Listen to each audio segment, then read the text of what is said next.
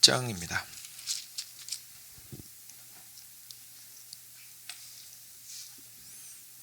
네, 신약 성경 324페이지에 있습니다. 골로새서 1장 18절부터 20절 말씀입니다.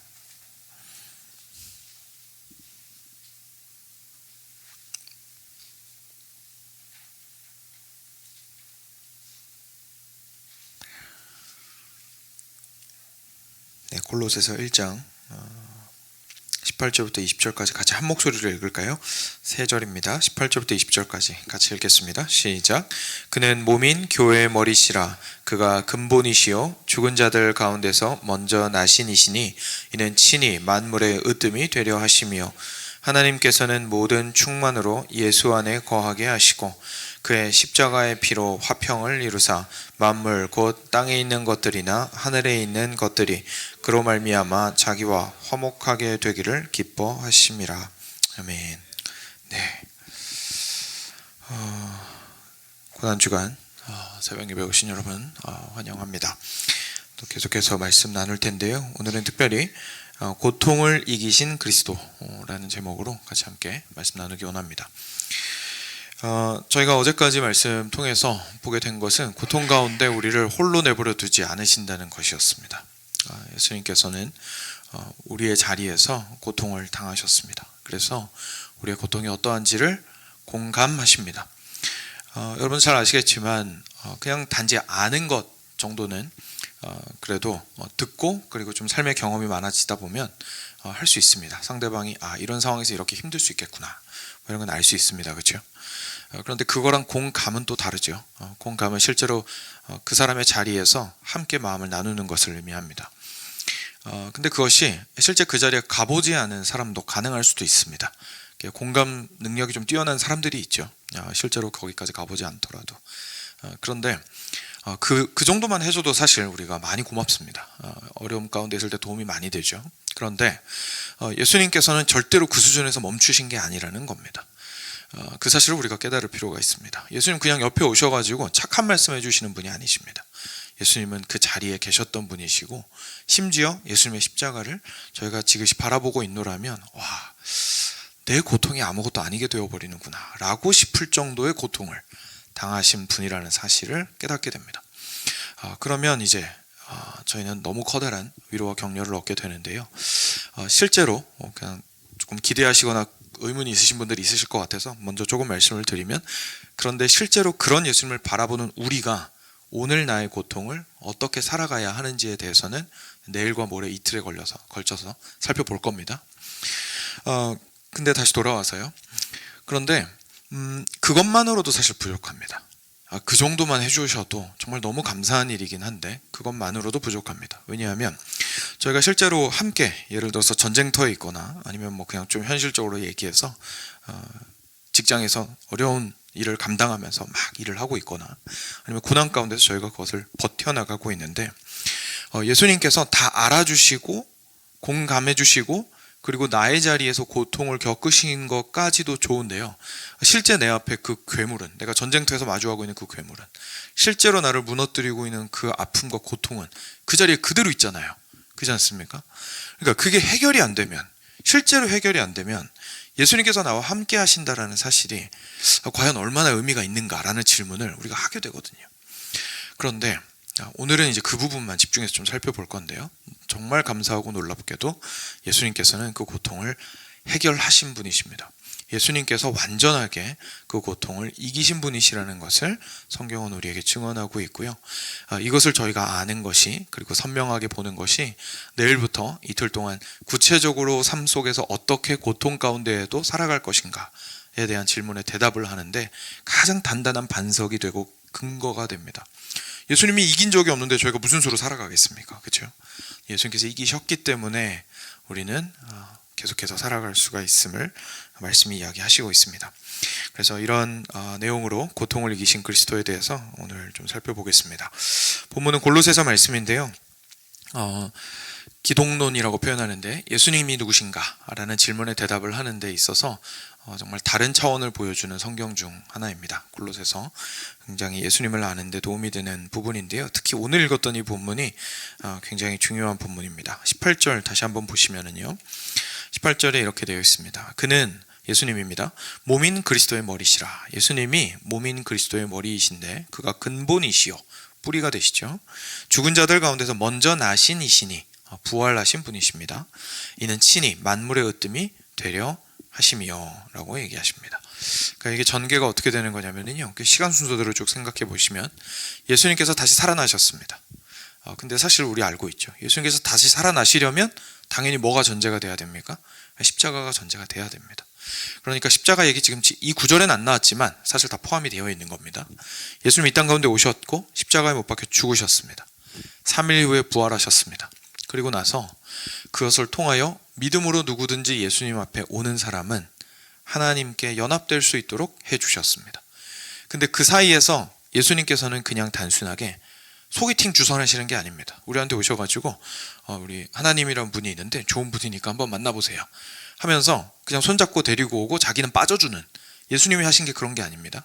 예수님이 하신 것은 예수님이 사실은 하나님 앞으로 나아가시는 겁니다. 근데 예수님이 나를 어떻게 데리고 가시냐면 예수님이 나의 머리가 되셔서 데리고 가시는 겁니다. 그러니까 가시는 건 예수님인데 내가 예수님께 붙어 있으니까 같이 가는 겁니다. 무슨 말인지 이해되시죠? 데리고 가서 소개팅 주선해주고 빠지는 게 아니라 예수님이 사실은 나아가시는 거고 내가 예수님께 붙어 있는 겁니다. 그래서 믿음이라는 것이 하는 일이 뭐냐면 나를 예수님에게 붙이는 작업입니다. 믿음을 통해서 나를 예수님에 붙이게 되면 머리이신 그리스도가 주께 나아갈 때, 하나님께 나아갈 때 우리도 함께 하나님 앞으로 나아갈 수 있게 되는 거죠. 그래서 교회의 머리라는 사실이 그렇게 중요한 겁니다. 사랑하는 여러분, 교회의 머리 그리고 교회의 근본이라는 뜻이요, 교회 CEO란 뜻이 아닙니다. 교회의 리더십이다 이런 뜻이 아닙니다. 교회의 머리라는 뜻은 사실상 교회 자체라는 뜻입니다. 그리고 교회의 대표가 되신다는 뜻입니다. 우리 모두의 대표자이자 사실상 우리 자신이라는 얘기입니다. 그래서 우리가 지체로서 주께 붙었을 때 머리로서 대표자이신 예수 그리스도가 하나님께 나아가셔서 우리를 온전히 하나님을 만나게 해주신다라는 것을 교회의 머리다라고 표현을 하는 거죠. 그래서요, 이 믿음이라는 것을 저희가 자기의지적인 걸로 생각을 하게 되면은요, 이 신비로움을 저희가 잊어버리게 됩니다. 우리가 예수님께 접붙여지고 연합되는 것은 실제 우리 눈에 안 보입니다. 그렇죠? 그래서 우리가 예수님의 지체가 된다는 건 눈에 보이는 일이 아니거든요. 근데 믿음을 내가 믿습니다. 내가 결정해서 믿습니다. 그래서 난 교회 가기로 결정했고요. 나는 그리스도인답게 살기로 결정했습니다. 그러니까 내가 열심히 노력해서 그렇게 사는 겁니다. 라고 얘기하는 게 사람 눈에 되게 멋있어 보일 수 있어도 사실은 눈에 보이지 않는 진짜 믿음이 의미하는 바를 나도 모르게 놓친 겁니다. 왜냐하면 우리 중에 누가 자기 노력으로 자기를 예수님한테 접붙일 수 있습니까? 예수님이 어디 계신지도 모르는데 저희가 그거 어떻게 합니까? 그렇지 않습니까? 저희의 영혼을 예수님한테 어떻게 붙이실 거예요? 못하잖아요. 그러니까 그 작업이 사실 있는 건데, 그 놀라운 신비로운 일을 성령을 통하여 주께서 행하시는 건데, 믿음을 내 의지로 생각하면 이게 다 깨지는 겁니다. 그러니까 신앙에 남는 게 뭐가 있습니까? 주께로부터 오는 복이 나한테 내려올 통로가 막히는 거죠. 왜냐하면 통로라는 것은 결국 복의 근원이신 하나님에게서 실제로 그 귀한 것들이 흘러나와야 되는 거지 내가 돈 주고 사는 게 아니거든요. 그런데 우리도 모르게 믿음을 나의 노력으로 생각하게 되면 나는 돈이라고 생각한 적은 없지만 일종의 거래대금 비슷하게 생각을 하는 거죠. 내가 나의 노력으로 믿음을 어느 정도 행사를 하면, 그 정도 지불을 하면 하나님이 나한테 복이라는 것을 주실 것이다 라고 생각을 하는 겁니다. 그게 아니라 기독교 신앙은 그런 게 아닙니다. 기독교 신앙은 거래하는 게 아니고 소개팅 주선해서 좋은 사람 만나는 게 아니고 주님께 직접 접붙여져서 그 복의 근원으로부터 복이 직통으로 우리에게 전달되게 되는 놀라운 연합의 사건이 바로 기독교 진리입니다. 그래서 예수님께서 그것을 우리한테 머리 되셔서 이루시는 거죠. 근데 방금 말씀 보시면은요, 여기서 끝도 아닙니다. 이렇게 교회의 머리가 되시기 위해서 십자가에 못 박혀 죽으시고 부활하셨는데 그게 끝도 아니고 마지막 부분에 뭐라고 나왔냐면 이는 친히 만물의 으뜸이 되기 위하십니다 라고 표현하십니다. 무슨 말이냐면요, 이거 이런 겁니다. 우리를 처음에 만드셨을 때, 아담과 처음에 만드셨을 때 기억하실 겁니다.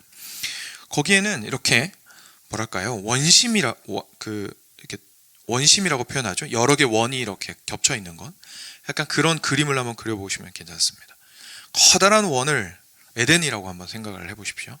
근데 이 에덴 동산 제일 중앙에 사실 하나님이 계십니다. 그렇죠? 사실 하나님이 계십니다. 선과학을 알게 하는 나무의 열매가 동산의 중앙에 있었잖아요. 그러니까 하나님께서 이 온 에덴의 중심이 되신다라는 것을 명확하게 보여주고 있었습니다. 그래서 이 에덴이 아름다우면 아름다울수록 하나님이 얼마나 아름다운 분이신지를 깨닫게 되고요. 이 에덴이 풍성하면 풍성할수록 와, 우리 하나님 얼마나 대단하신지, 그 풍성함이 다함없이 끊임없이 영원토록 흘러나오는구나, 그분에게서. 그분은 도대체 얼마나 큰 분이란 말인가 라는 말이 나올 수밖에 없는 이제 그런 곳이었습니다. 근데 그곳에 하나님께서 하나님과 전체 에덴 사이에 또 하나의 원을 만드셨는데, 그게 바로 사람이죠. 하나님이 직접 통치를 하시는 게 아니라 하나님께서 사람을 두셔서 사람으로 하여금 그곳을 다스리게 하시고 동시에 누리게 하셨습니다. 그렇죠?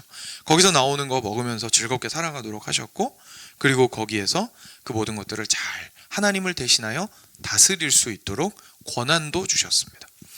그러니까 이게 무슨 말이 되는 거냐면요, 이 땅 가운데 모든 좋은 것은 결국 하나님께서 어떻게 계획하셨냐면, 하나님의 그 선하신 뜻과 복된 능력이 누구를 통해서요? 중간에 매개자가 있는 거예요. 사람을 통하여서 모든 것들이 이루어지도록 하신 것이 태초의 아름다운 세상의 모습이었습니다. 죄가 들어와서 이게 깨진 거예요. 예수님께서 십자가에 못 박혀 죽으시고, 그리고 3일 만에 부활하시고 우리에게 믿음을 주셔서 우리를 당신의 지체로 삼으신 것은 뭐냐면, 결국 우리를 무엇을 회복하시는 겁니까? 이 동심원을 회복하고자 하시는 겁니다. 하나님께서 그 중심에서 벗어나게 만들었거든요. 우리가 삶의 중앙에서 밀어내버렸잖아요. 그 하나님께서 예수 그리스도의 십자가 못 박혀 죽으심과 부활하심을 통하여 자기 자리를 찾으십니다. 우리의 왕으로서 다시 입성하십니다. 우리의 삶 가운데에서 다스리기 시작하십니다.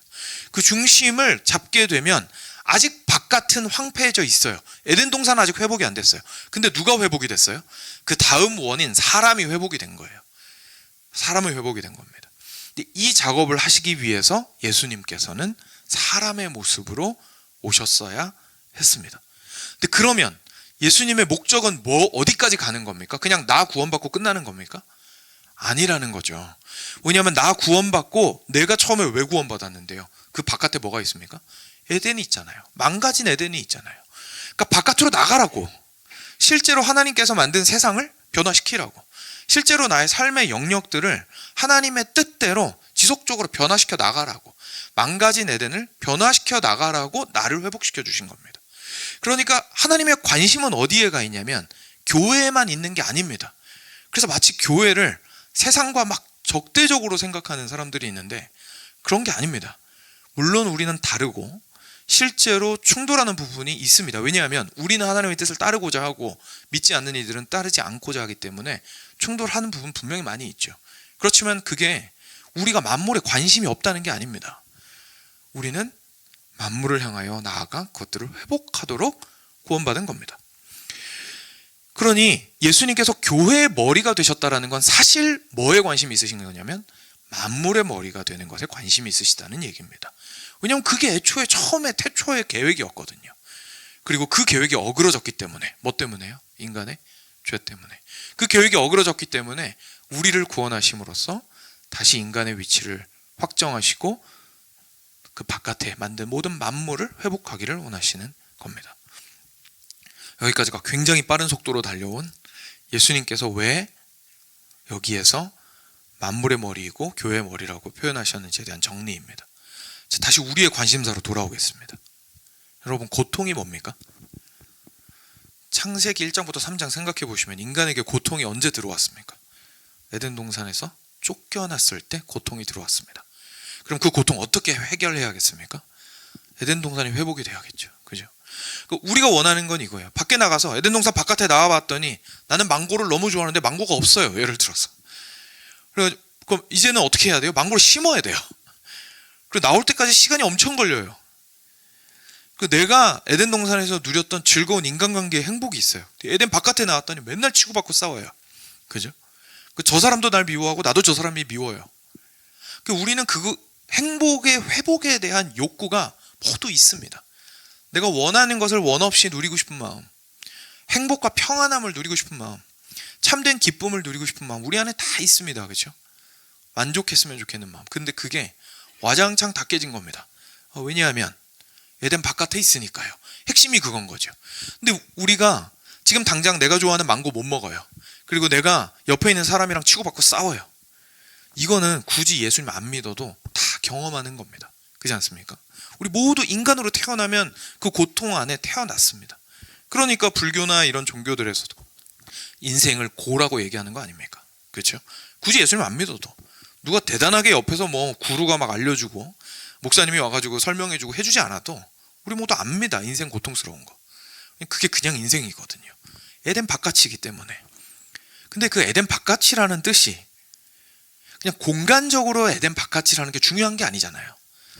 에덴 바깥이라는 것에 진짜 중요한 거는 하나님께서 자기 자리를 찾지 않으셨다라는, 하나님께서 중심에 있지 않으시다라는 게 핵심입니다. 그렇죠? 그러니까 우리가 오늘 아프고 힘든 거는 결국 뭘 말해주는 거냐면 나는 하나님께서 인생의 중심에 있지 않으신 것에 대한 결과를 경험하고 있는 중이다. 이렇게 되는 겁니다.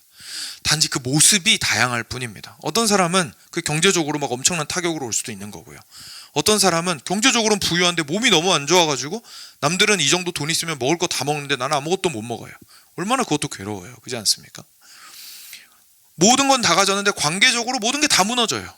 온갖 종류의 고통이 사람들에게 다양하게 임하는데 성경이 말하고 있는 것은 그 고통이 꼭 내가 뭘 잘못해서 그거의 결과로 하나님이 저주하신 거야.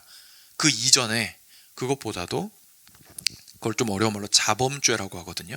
내가 지은 죄. 자범죄의 결과로 내가 고통스럽다라는 건 너무 1차원적인 생각입니다.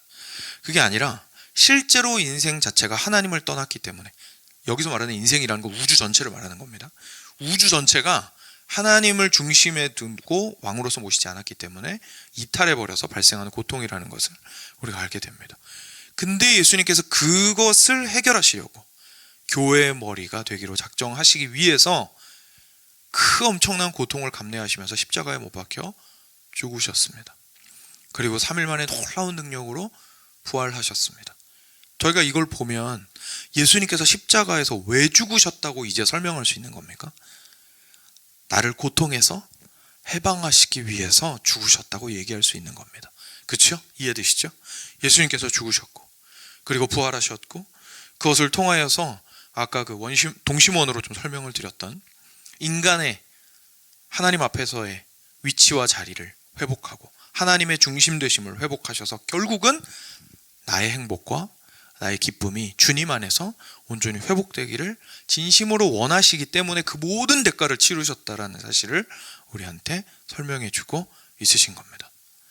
사랑하는 여러분, 이것이 기독교 진리의 놀라운 점입니다. 여러분, 막간에 짧게라도 조금 이 지점에서 말씀드리고 싶은 게 있습니다. 여러분, 진리가 선포되는 것은요, 그 자체로 사랑입니다. 왜냐하면 진리가 선포되는 것이 진리의 내용이 사랑이거든요.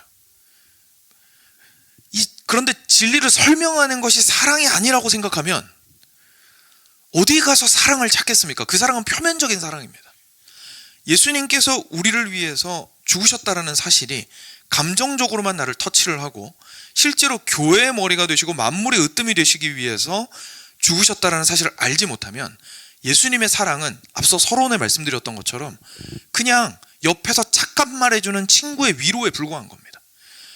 실제로 모든 고통을 해결하시기 위하여 우리의 머리가 되셨다라는 진리가 있어야 예수님께서 그 진리를 이루시기 위해서 온갖 고통을 다 당하시면서 십자가에 못 박혀서 죽이시기까지 그 수치를 다 수모를 겪으시기까지 그리고 죽음 안에서 모든 것들과 단절되어 절대적인 고독을 느끼는 그 자리에서 지속적으로 버티는 그때까지 하셨다는 그 모든 일들이 진리 때문에 사랑으로 다가오게 됩니다. 아, 예수님 그거 그냥 하신 게 아니었구나.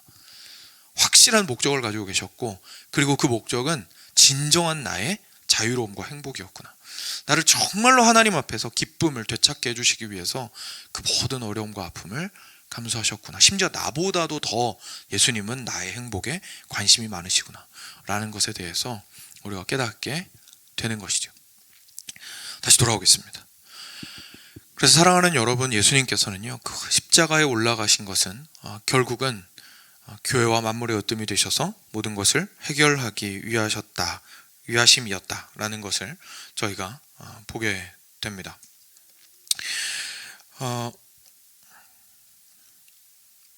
이어서 저희가 또 살펴볼 것은 그 다음에 이어지는 구절도 마찬가지로 이야기를 하고 있습니다. 그래서 마지막 20절만 보겠습니다. 그의 십자가의 피로 화평을 이루사 만물고 땅에 있는 것들이나 하늘에 있는 것들이 그로 말미암아 자기와 화목하게 되기를 기뻐하심이라. 그래서 예수님께서 여기서 이렇게 말씀하시는 것이죠. 십자가의 피를 통하여서 결국 하신 것은 하나님과의 화평을 이루신 것이다 라는 설명이 이제까지 제가 계속해서 설명드렸던 그 내용입니다. 여기에서 우리가 한번 우리 자신을 좀 생각해 보았으면 좋겠습니다. 여러분, 여러분들께서 지금 현재 고통스럽다라고 여기시고 괴롭다라고 생각되시는 일들이 개인적으로 있으실 수 있을 겁니다. 좀 구체적으로 생각해 보시는 것이 도움이 돼서 질문을 드리는 겁니다. 정말로 나를 괴롭게 하고 힘들게 하고, 또는 아직은 아니어도 내가 내 패턴을 알기 때문에 분명히 이런 상황이 오면 나는 정말 크게 힘들어할 것이고 불안해할 것이다, 그런 거 분명히 있으실 겁니다. 그런 거 한번 생각해 보십시오. 그런 것들에 대해서 결국은 누구를 바라보아야 한다라고 이야기하시는 겁니까? 그리스도를 바라보아야 한다고 이야기하시는 겁니다. 근데 거기서 우리가 발견해야 될 것은 무엇입니까? 여러분, 십자가를 보면은요, 그냥 십자가가 짠하고 빛나가지고 내 마음에 위로를 줄 것이다, 이런 의미가 아닙니다. 그렇죠?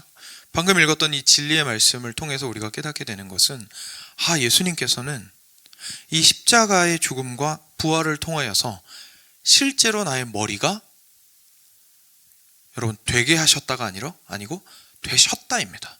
되셨다입니다. 그러니 지금 당장은 내가 망가진 에덴에서 살고 있어서 무너진 인생의 고통을 당하고는 있지만, 그죠? 실제 이 싸움은 지금 승리를 한 겁니까? 안 한 겁니까? 승리를 했다고 말씀하시고 있는 거죠. 십자가는 그것에 대한 징표입니다. 내가 힘들어 죽겠어요. 근데 십자가를 바라보면, 그리고 나를 힘들게 하는 그 일이 여전히 나를 괴롭히고 있어요. 야금야금 갉아먹어 들어오고 있어요. 그런데 내가 그 십자가를 바라보았을 때에 십자가에서 내가 깨닫게 되는 것은 주께서 나의 머리이시다.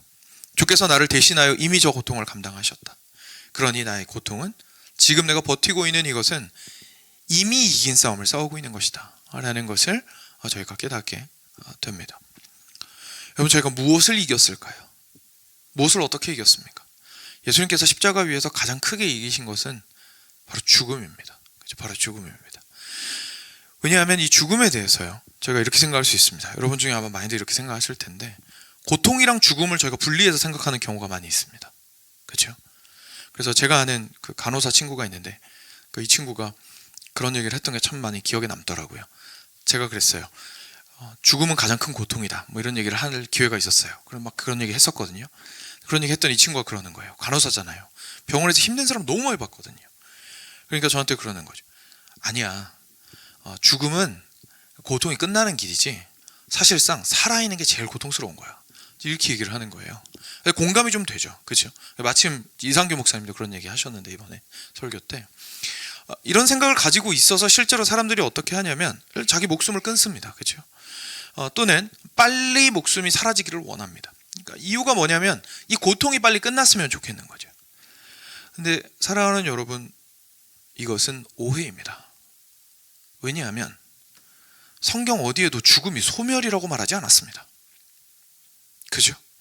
세상에 죽고 나면 고통이 끝난다고 누가 그러던가요? 죽고 나면 왜 고통이 끝나죠? 육신이 없어지기 때문이죠. 그렇죠? 우리가 생각할 때 육신도 없어지진 않지만, 성경에 따르면 우리가 생각할 때 육신이 없어지니까 고통스럽지 않다고 생각을 하는 겁니다. 여러분, 지금 현재 고통당하시는데 영혼은 안 고통스러우십니까? 사실 영혼이 고통당하고 있잖아요 지금. 그렇지 않습니까? 죽고 나서 육신이 행여나 없어진다 할지라도 영원한 그 영혼은 고통 안 당한다고 누가 그럽니까? 성경이 말씀하시는 것은 영혼도 영원하고 하나님도 영원하십니다. 죽음은 단지 육체와 영혼의 분리일 뿐입니다.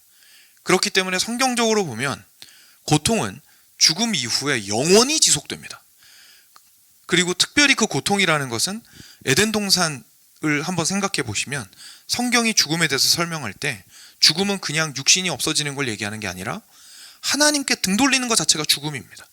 그리고 고통도 역시 그겁니다. 그렇죠? 그 고통이라는 건 결국 뭐냐면 하나님에게서 등을 돌린 존재가 복의 근원에게서 등을 돌린 것이기 때문에 그 복을 다 발로 차버리고 거기에서 하나님 반대 방향으로 가면서 저주받은 인생을 살아가는 게 결국 고통입니다. 근데 그 고통이 이 땅에서는 육신이 있으니까 경험을 하는 거지, 육신이 없다고 누가 끝난다고 그랬단 말입니까? 그죠? 그 죽음이 소멸이라고 생각하는 우리의 육신적인 시야 때문에, 관점 때문에 죽으면 모든 게 끝나리라는 생각을 우리도 모르게 하고 있는 것이죠. 그러니 이 문제를 어떻게 해결을 해야 하냐면, 고통의 문제를 어떻게 해결해야 하냐면 결국 하나님을 회복하는 것 말고는 문제가 해결이 안 됩니다. 그렇죠? 근데 예수님께서 그 일을 해주신 겁니다. 그러니 오늘 육신을 가지고 살아가는 우리들의 삶도 당연히 우리는 참된 승리의 삶으로 다시금 부름을 받은 것이고, 그리고 죽음은 잠깐 우리의 육신과 그리고 영혼이 분리되는 일이 있는 것이고, 나중에 예수께서 다시 오실 때에는 우리의 육신과 영혼이 다시 결합되어 온전한 부활로 나올 때에는 그때는 정말 새로워진 육신으로 지속적으로 하나님을 향한 기쁨과 그 복된 삶을 살아갈 수 있게 된다는 것이 성경이 우리한테 주시는 놀라운 약속입니다. 그래서 사도 바울은 감격하여서 이것에 대해서 소리쳤죠. 사망아 너의 승리가 어디 있느냐? 사망아 네가 쏘는 것이 어디 있느냐? 사망이 쏘는 것은 죄요, 죄의 권능은 율법이라 우리 주 예수 그리스도로 말미암아 우리에게 승리를 주시는 하나님께 감사하노니. 사도 바울은 이 땅 가운데서 살아가면서 죽음에 대해서 승리하신 예수 그리스도를 통하여 계속해서 나를 고통으로 밀어가고 있고 죽음을 가지고 나를 협박하고 있는 우리의 인생 자체로부터 우리를 자유롭게 해주셨다는 사실에 감격하고 감사하고 있습니다. 우리가 십자가를 볼 때에 거기서 보는 것은 그것입니다. 아, 죽음이 끝이 아니구나. 죽음 너머에 지속되는 우리의 영혼이 있는데 그것을 참된 행복으로, 그리고 오늘 이 순간 내가 주님께로 돌이키게 하심으로써 참된 행복의 방향으로 계속해서 걸어갈 수 있도록 하신 승리의 길을 나에게 걸어가게 하신 거구나 라는 것을 십자가를 통해서 오늘의 고통 가운데에서도 우리는 깨달을 수가 있게 됩니다.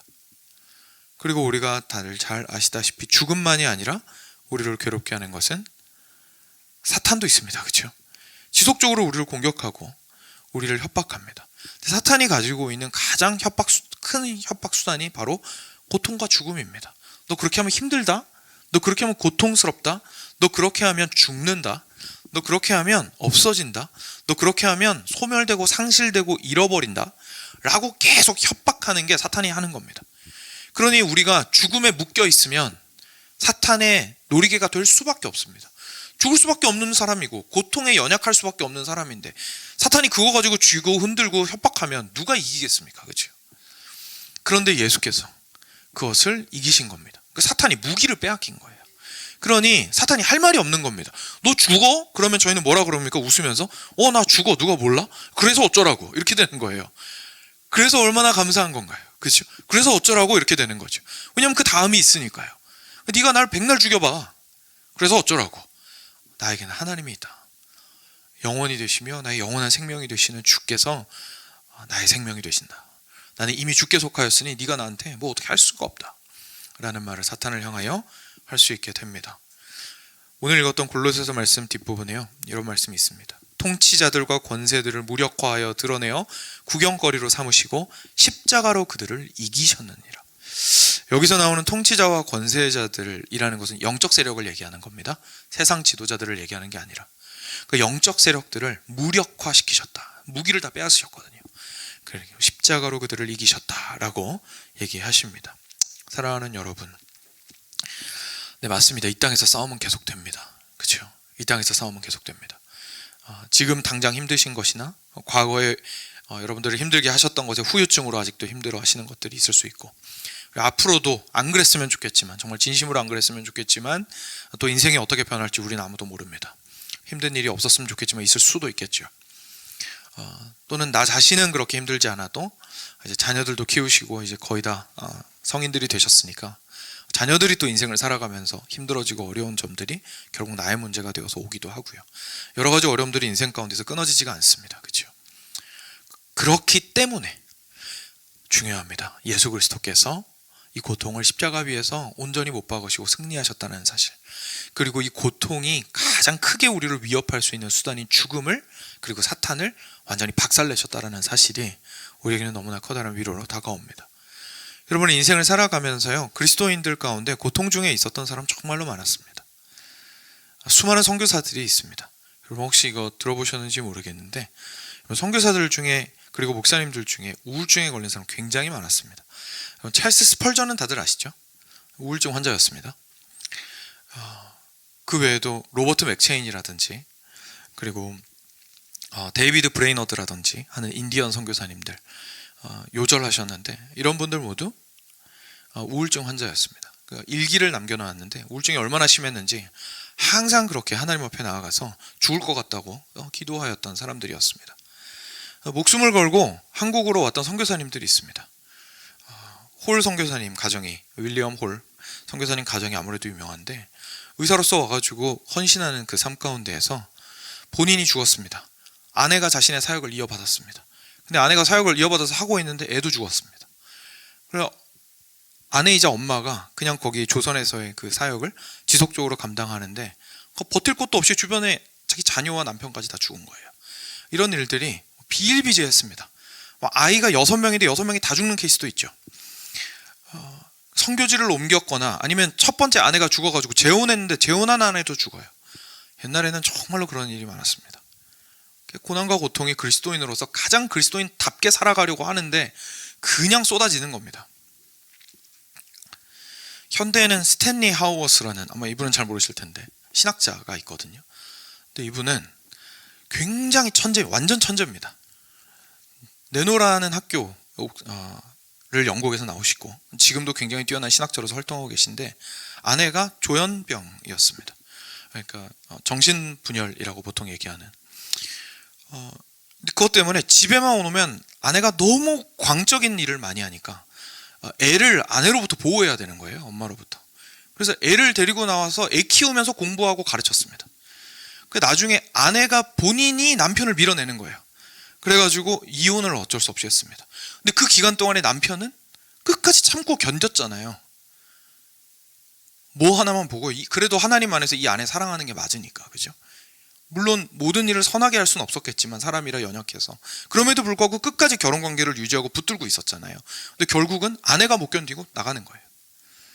그리고 나간 아내가 스스로 목숨을 끊었습니다. 말도 안 되는 일들이 일어나는 거죠.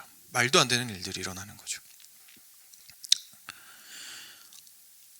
저 역시도 가장 힘들었던 것이 그것이었던 것 같습니다. 부모님께서 하나님을 위해서 사역을 하겠다고 해외로 나갔는데, 또 가난하고 그리고 공산권이었기 때문에, 사회주의 국가이기 때문에 자유롭지 못하고 억압한 속에서 살았어야 했고, 그리고 실제로 인컴도 충분하지 않았기 때문에 거기에 주재원으로 오는 사람들은 오히려 플러스 임금을 받고 오거든요. 수당이 많이 있어서. 그래서 제 한국 친구들과 저의 생활 격차가 너무 큰 거예요. 그러니까 그 정도로 이제 굉장히 다른 삶을 다 헌신하시면서 오셔가지고 했는데, 결국 남은 거라고는 사역은 별로 열매도 못 보고 5년 만에 돌아오고, 남은 거는 엄마 아픈 거밖에 없는 거예요. 이게 뭐냐는 거죠. 그렇지 않습니까? 제가 지금 여러분들한테 말씀드리는 게, 여러분들도 인생에서 그럼에도 불구하고 이분들이 사역을 포기하지 않으신 것처럼 열심히 사역하셔야 됩니다. 이런 얘기 말씀드리는 게 아닙니다. 제가 이분들의 이야기를 말씀드린 이유가 뭐냐면, 이분들이 그 고통의 자리에서요, 멋있게 이겨내신 게 아니에요. 너덜너덜해졌습니다. 본인도 스스로 죽으려고 했습니다. 너무너무 힘들었어요. 그러니까 잘 살지 않았다는 얘기예요. 신앙인으로서 살아가는 데 있어서 뭔가 고통이 좀 줄어들고 없어지고, 그 안에서 괜찮고 넉넉히 이겨내고 뭔가 대단하고 그 고통을 다 뚫어 없애버리고 이런 인생을 살지 않았습니다. 그 위대한 일들을 해냈던 수많은 사람들도 결국은 거기에서 근근히 버텼습니다. 진심으로. 그죠? 그리고 거기에서 일찍 주님 보러 간 사람도 있고요. 그리고 그들은 이름이 알려졌기 때문에 저희가 그래도 기억하고 있는 것이겠지만 또 얼마나 많은 사람들이 정말 말 그대로 업적도 없이 그냥 말 그대로 버티기만 했겠습니까? 근데 사랑하는 여러분, 우리한테 그럴 때 가장 큰 위로가 무엇인 줄 아십니까? 우리 자신의 승리가 아니라 그리스도께서 이미 승리하셨다는 사실입니다. 그 고통 가운데 가장 큰 고통, 우리가 십자가 이외에 생각을 해봤을 때 인간으로서 겪을 수 있는 고통이 이 정도일 수 있을까 싶은 그 고통을 이겨내신 이유도 십자가 위에서 예수 그리스도께서 모든 고통을 이미 승리하신 것이라면 나의 삶 가운데 있는 고통도 충분히 그럴 수 있습니다. 그러니 사랑하는 여러분, 오늘도 십자가를 바라보셨으면 좋겠습니다. 나에겐 머리이신 그리스도가 있으십니다. 그리고 나를 몸으로 삼기 위해서 나의 자리에서 십자가에 못 박혀 그 모든 것을 베푸신 사랑의 주님으로서 그 자리에 계십니다. 그러니 그 십자가로 나아가십시오. 그 십자가에서 여러분은 세상에서 경험할 수 있는 가장 부드럽고 따뜻한 그 품을 경험할 뿐만 아니라 세상 그 어떤 장군보다도 용사보다도 더 강력한 팔의 단단함을 만나실 겁니다. 그리고 그 어떤 왕보다도 강한 승리를 그곳에서 맛보실 수 있을 거고, 그 승리 안에서만 경험하실 수 있는 평안을 주님의 십자가를 통하여 경험하실 수 있을 겁니다. 그것을 간절히 소망하시기를 축원드립니다. 같이 기도하겠습니다. 오늘도 시간이 얼마 남지 않아서 남은 시간 동안 들으신 말씀 기억하시면서요, 정말 주님 우리에게 십자가를 온전히 볼 수 있도록 하여 주시고, 그 십자가가 그냥 많이 힘드셨구나, 그리고 그 힘든 자리에서 나를 많이 공감해 주셨구나 해서 그치는 것이 아니라 정말 온전히 실제로 나의 삶의 고통을 승리로 이끌게, 이 고통이 절대로 나를 무너뜨리지 못하게 그 모든 것들을 치우는 작업들을 하신 승리의 전쟁이었구나라는 것을 보게 하여 주시옵소서 라고 이 시간 함께 주님께 간절히 간구하도록 하겠습니다. 그리고 자유롭게 기도하시면 되겠습니다.